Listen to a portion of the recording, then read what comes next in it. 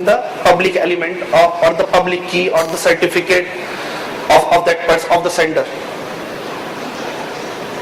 So the public key, the certificate, this is basically the process of issuance of digital certificates. The user sends generates a key pair, public key and private key. He keep private key very private to him. He secure it within some cryptographic chip. It may be a smart card or a crypto chip based USB token, and then he sends his public key to certificate authority.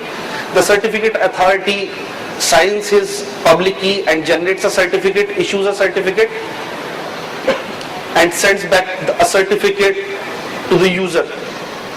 That certificate can be distributed to the entities with which he is going to do transactions, as well as he can store his certificate for his own reference. And these certificates are electronic equivalent of passports or driving license or any other identity card. So there are various kinds of PKI applications. I'll go fast. So let me just come to the first payment system, which is check truncation system. Nowadays, if you see in the National Capital Region, all checks, unlike the earlier times when check used to clear, but they used to physical clearing was in place. Bank used to sit together with the central bank and used to truncate the check physically. Nowadays, in National Capital Region, it is done electronically. So checks are scanned, and those digital images are sent from one bank to the central bank to the other bank, and the settlement is done, and the acknowledgement is sent electronically to the message sending bank. But in this process, lot of activities are done at the central side. So capture and clearinghouse interface. Each clearinghouse interface here is displaying a bank. So there are so many banks, 82 banks, who are pushing their check images on the clearinghouse, which is the central bank. Lot of images are coming. Lot of security is required. Digital signing was required because of non-repudiation. A bank who is sending a check should not deny later that that check has not been sent by that branch or by that person. So there need to be some mechanism which is valid under the law of the land. So for doing this, there is a presenting bank in this diagram. There is a clearinghouse, which is central bank here, and there is a paying bank. So the flow is when presenting bank is scanning the check, sending it to the central house. It was digitally signed for non-repudiation, and it was encrypted to ensure confidentiality.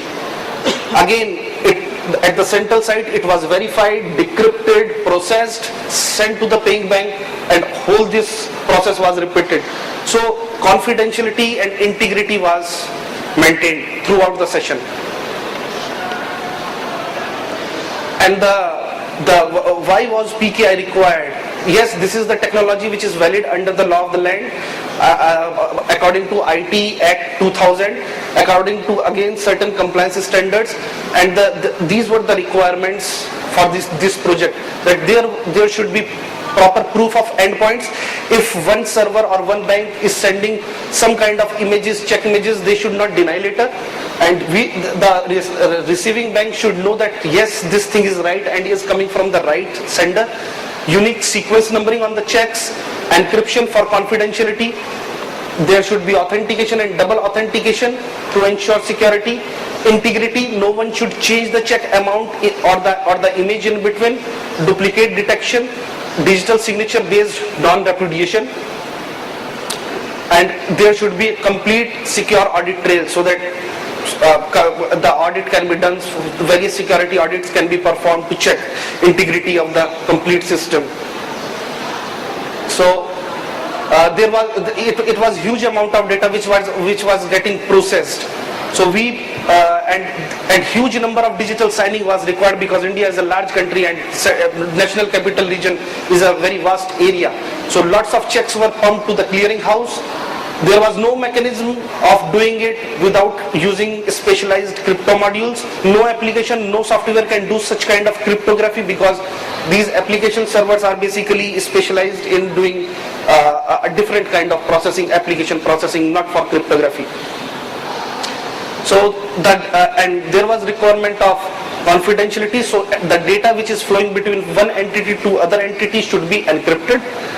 High availability of the application servers, high availability of the key material was required, and the key management was required to do proper kind of cryptography. Bankers are very good, but they are not.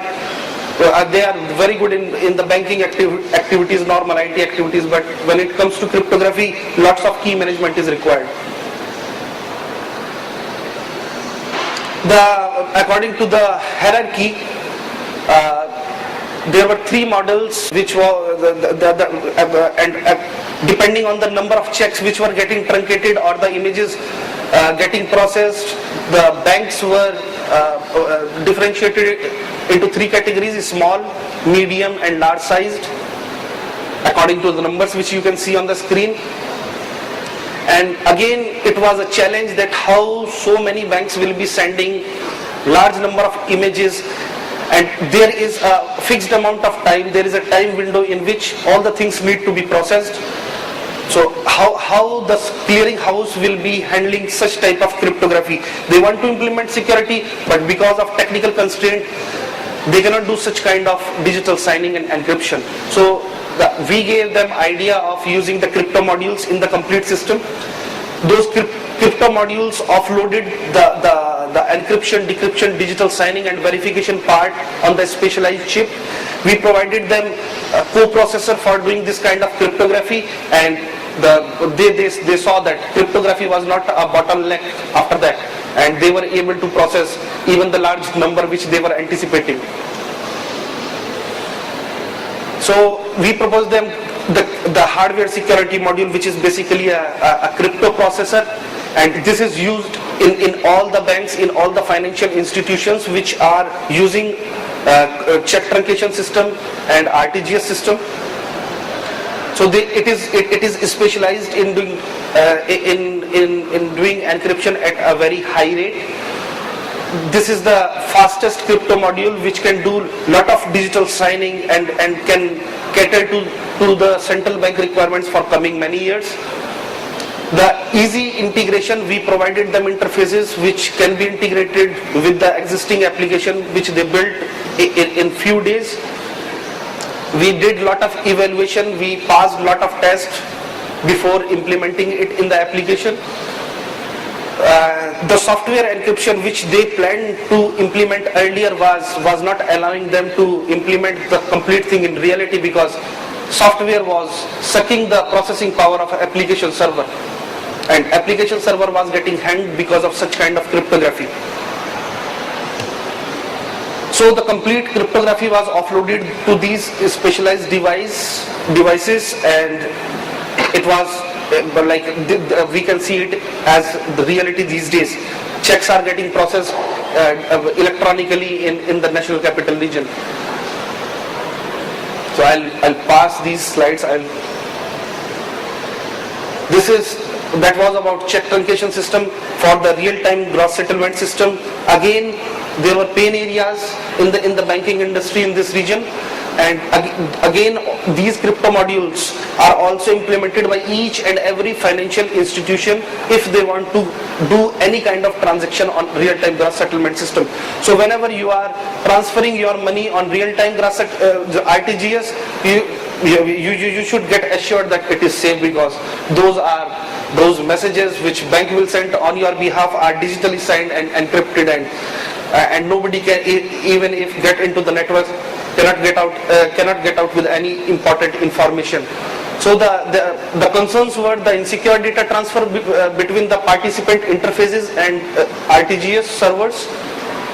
There were not proper authentication measures taken. The password, username and password were very easy to judge. They were sharing the username and passwords. Lack of awareness about the security of key material. then like you cannot use servers, normal application servers for cryptography. So those servers were not able to process the